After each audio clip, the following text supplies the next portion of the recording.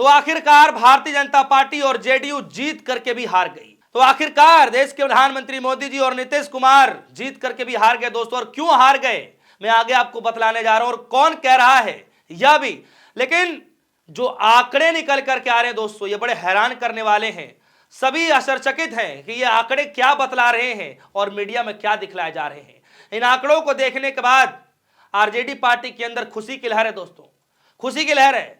यकीनन खुशी की लहर होनी भी चाहिए, वो इसलिए क्योंकि दोस्तों जो आंकड़े हैं वो बीजेपी के पाले में नहीं जा रहे हैं, जेडीयू के पाले में नहीं जा रहे हैं, ये आंकड़े आरजेडी के पाले में जा रहे हैं कि किस तरीके से भारी संख्या में लोगों ने वोट किया है।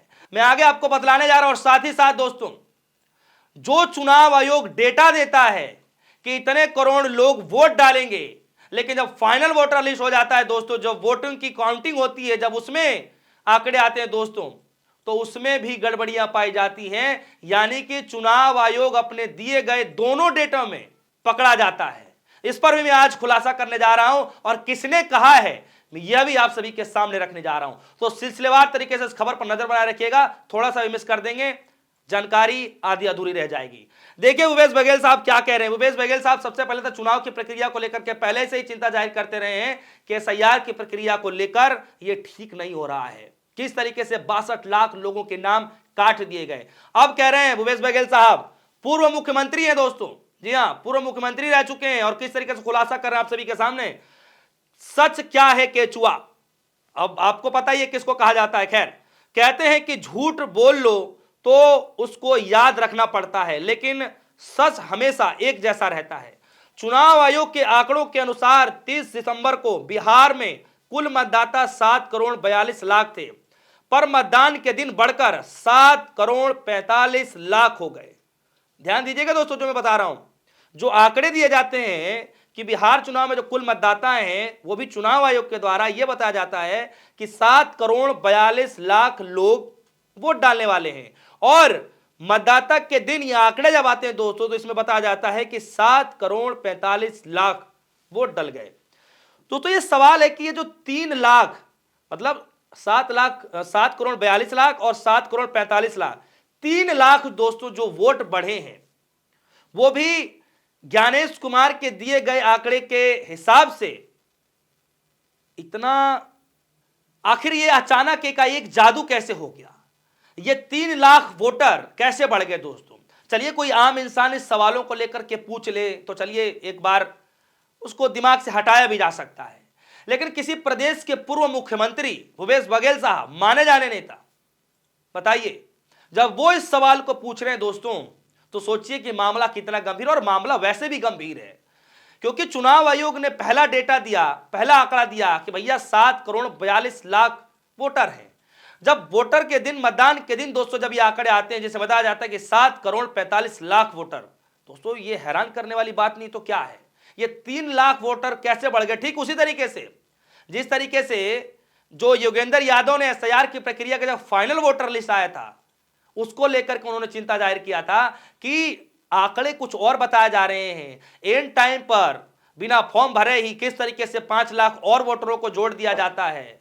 बाकायदा योगेंद्र यादव इस बात को लेकर के आश्चर्यचकित थे कि आखिर ये जादू अचानक एकाएक ज्ञानेश कुमार जी कैसे कर लेते हैं, कैसे संभव हो पाता है दोस्तों। इस वक्त तमाम जगहों से बड़ी बड़ी खबरें निकल करके आ रही हैं बिहार चुनाव को लेकर के, क्योंकि जो आंकड़े आए हैं, जो नतीजे आए, हर कोई हैरान है दोस्तों। सच में हर कोई हैरान है कि आखिर अचानक एकाएक ये हुआ तो हुआ कैसे। इसीलिए तमाम विपक्षी पार्टी के नेता ज्ञानेश कुमार को बधाइयां दे रहे हैं। खैर, ये तो रहा ये आंकड़े दोस्तों, और जरा ये आंकड़े देखिए कि बाकायदा ये किसी और ने नहीं, इलेक्शन कमीशन की तरफ से ये आंकड़े दिए गए। और पहला आंकड़ा देखिए दोस्तों, जिसमें लिखा गया है 24 जून 2025 टू 30 सितंबर 2025 के बीच में जो आंकड़े दिए गए 7.42 करोड़ वोट है दोस्तों। और देखिए जब फेज वाइज जब डिटेल निकल करके आया बिहार चुनाव का दोस्तों, तो इसमें देखिए बाकायदा लिखा गया है 7.45 लाख वोट, यानी 3 लाख वोट बढ़ गए। जी हां, अब यहां पर सवाल है दोस्तों कि क्या यह मसला भी चुनाव आयोग को पता चल पा रहा है कि नहीं चल पा रहा है। क्या ये लगता है कि यह मसला भी जो है सुप्रीम कोर्ट तक जाएगा क्या? क्योंकि सुप्रीम कोर्ट में ऐसे मसले तो लगातार जाते रहे, कि ये भी मसला जाएगा क्या? ये अपने आप में बड़ा सवाल है। खैर आगे चलते हैं दोस्तों। इस मसले को लेकर के बाकायदा जो सवाल पूछे जा रहे थे और जो संशय पैदा हो रहा है दोस्तों, गौरव गोगोई साहब क्या कुछ कह रहे हैं अपने ट्विटर के माध्यम से, कह रहे हैं कि बिहार की जनता ने जरूर वोट दिया है, इसमें कोई संदेह नहीं है, लेकिन वे भी शायद इतना एक तरफा विधानसभा परिणाम की उम्मीद नहीं कर रहे थे। चुनाव आयोग और ज्ञानेश जी को बधाई, जिन्होंने सबसे सटीक एग्जिट पोल करने वालों को भी मात दे दी। एग्जिट पोल के वोट शेयर और अंतिम वोट शेयर को देखें तो बहुत ज्यादा अंतर नजर नहीं आता है। इस बात की ओर संकेत करता है कि चुनिंदा सीटों पर की गई टारगेट वोट चोरी पूरे विधानसभा के अंतिम नतीजों पर बड़े पैमाने पर बदल सकती है। यह एक गंभीर चिंता का विषय है, जैसे कि कई लोग अपने दृष्टिकोण से कह रहे हैं और देख रहे हैं। जी हाँ दोस्तों, तमाम लोगों ने यह बात चिंता जाहिर करना शुरू कर दिया। और इस वक्त दोस्तों निर्मला सीतारमण जी के जो हस्बैंड है, उनकी भी एक वीडियो बड़ा तेजी से वायरल हो रही है इस वक्त की। तमाम विपक्षी पार्टियों के नेताओं को जो है चुनाव बहिष्कार कर देना चाहिए था, सड़क पर जो है उतरकर विरोध प्रदर्शन करना चाहिए था, इस तरीके से एक वीडियो भी वायरल हो रही है। शायद अगर विपक्षी पार्टियों ने अगर ये जो प्रोसेस है पहले ही अपना लिए होते तो शायद आज चुनावी नतीजे कुछ अलग होते। लोग राय रख रहे हैं दोस्तों, राय रखने सबका अधिकार है, सब अपने अपने तरीके से राय रखते हैं। खैर ये उनका निजी बात है, निजी चीजें हैं, वो बता रहे हैं किस तरीके से कि क्या करना चाहिए था, निजी थॉट्स हैं। खैर दोस्तों यहां पर सवाल है, कहा यह जा रहा है कि भारतीय जनता पार्टी और जेडीयू जीत करके भी हार गई। कैसे हार जाती है जरा डेटा देखिए, मैं पहले ही आपको बता चुका हूं, और यह डेटा किसी और का नहीं, यह डेटा खुद इलेक्शन कमीशन का डेटा है दोस्तों, जिस डेटा में साफ तौर पर बताया जा रहा है कि नंबर 1 पार्टी जो है, अगर वोट शेयरिंग की बात करेंगे तो वो है आरजेडी। जी हां, आरजेडी सबसे ज्यादा वोट परसेंटेज में आगे है, सबसे ज्यादा वोट लगभग बताया जा रहे हैं आंकड़ों के अनुसार कि 1.8 करोड़ के लगभग इतने वोट आरजेडी को मिले हैं, जबकि बीजेपी को मात्र 90 लाख प्लस हो सकते हैं थोड़े बहुत, इतने वोट बीजेपी को मिले हैं, और जेडीयू को भी लगभग इसी के आसपास वोट मिले हैं दोस्तों। इसीलिए कहा जा रहा है कि बीजेपी, मोदी, नीतीश, जेडीयू जीत करके भी हार गए, और आरजेडी दोस्तों, आरजेडी नंबर 1 पार्टी बनती हुई नजर आ रही है। वो अगर आप वोट शेयरिंग की बात करते हुए नजर आते हैं दोस्तों। और आश्चर्यचकित करने वाली बात है दोस्तों कि इतना कम वोट आने के बावजूद भी बीजेपी नंबर 1 पार्टी है और आरजेडी के पास वोट शेयरिंग सबसे ज्यादा है, सबसे ज्यादा वोट मिलता है दोस्तों, लेकिन उसके बावजूद भी सबसे ज्यादा कम सीटें हैं। ये कैसे संभव हो पा रहा है? ये तो जब बड़े बड़े जो विद्वान हैं, जो एनालिसिस करते हैं, विश्लेषक हैं, जो बैठते हैं, जो स्पष्ट तरीके से दोस्तों जांच की जाएगी, इस पर चिंतन मंथन करके गहन किया जाएगा, तब यह समझ में आएगा कि दरअसल ये माजरा क्या है, ऐसा हुआ क्या रातों रात एकाएक, किस तरीके से आंकड़ों में उछाल तो है लेकिन सीटों में बढ़ोतरी होती दिखाई नहीं दे रही है। कैसे कैसे संभव हो पा रहा है? तो यह जानना बड़ा जरूरी है दोस्तों, और ये आंकड़े आज नहीं तो कल जरूर महागठबंधन के साथ ही निकालेंगे जरूर। और राहुल गांधी की टीम तो मुझे लगता है कि आज रात से ही जुट गई होगी कि कैसे इस तरीके से आंकड़े निकाले जाएं। दोस्तों भारतीय जनता पार्टी लगातार ये दावा कर रही है कि हमने भैया जो काम किया है उसकी बदौलत वोट मिला है, प्रधानमंत्री मोदी जी की जो चेहरा है उसकी वजह से वोट मिला है। और कई लोग दोस्तों ये भी कह रहे हैं कि एंड टाइम पर, चुनाव के एंड टाइम पर किस तरीके से महिलाओं के खाते में जो 10-10 हजार रुपए बांटे गए दोस्तों, ये बड़ा कारगर साबित हुआ है।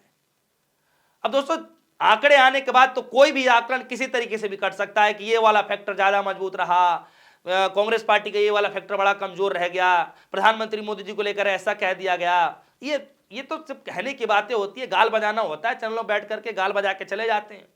लेकिन हकीकत दोस्तों कुछ और ही होता है। जब एनालिसिस होती है, जब चुनाव परिणाम के नतीजे आने के बाद जब एनालिसिस की जाती है तो सच में नतीजे कुछ और होने चाहिए तो होते कुछ और। इस तरीके से आरोप जो लगाए जाते हैं दोस्तों, कई बार ऐसे मसले उठ भी चुके हैं और उठते रहे भी हैं। खैर दोस्तों इस वक्त जयराम रमेश ने एक ऐसा ट्वीट कर दिया जिसको लेकर के हंगामा मच गया है। और हंगामा इसलिए मचा है दोस्तों क्योंकि जो ट्वीट किए जा रहे हैं यूं ही नहीं किए जा रहे हैं, इसके पीछे कई सारे लोग लगे हुए हैं, सच्चाई निकालने की कोशिश की जा रही है। और महाराष्ट्र से लेकर के उत्तर प्रदेश तक, उत्तर प्रदेश से लेकर के दोस्तों दिल्ली तक, दिल्ली से लेकर के पश्चिम बंगाल तक, बंगाल से लेकर के तमिलनाडु तक, तमिलनाडु से लेकर के दोस्तों बिहार तक, तमाम प्रदेशों के मुख्यमंत्रियों ने इस चुनाव परिणाम पर अपना चिंता जाहिर किया है कि भैया ये तो संभव ही नहीं है, कैसे पॉसिबल हो सकता है, इम्पॉसिबल, कैसे संभव हो सकता है। जयराम रमेश कह रहे हैं कि निस्संदेह बिहार के चुनाव परिणाम प्रधानमंत्री मोदी, गृह मंत्री और चुनाव आयोग द्वारा रची गई वोट चोरी को बड़े पैमाने पर दर्शाते हैं। भारतीय राष्ट्रीय कांग्रेस संविधान की रक्षा और लोकतंत्र को बचाने के लिए अपने अभियान की ओर अधिक मजबूती के साथ जारी रखने के लिए अपने संकल्प को दोहराती है, जयराम रमेश ने कहा है। दोस्तों कई सारे सवाल तो उठने शुरू हो गए हैं और उठ भी रहे हैं। एक तरफ जो है निर्मला सीतारमण जी के जो पति हैं, जो हस्बैंड है, उनका बयान भी इन दिनों बड़ा वायरल हो रहा है।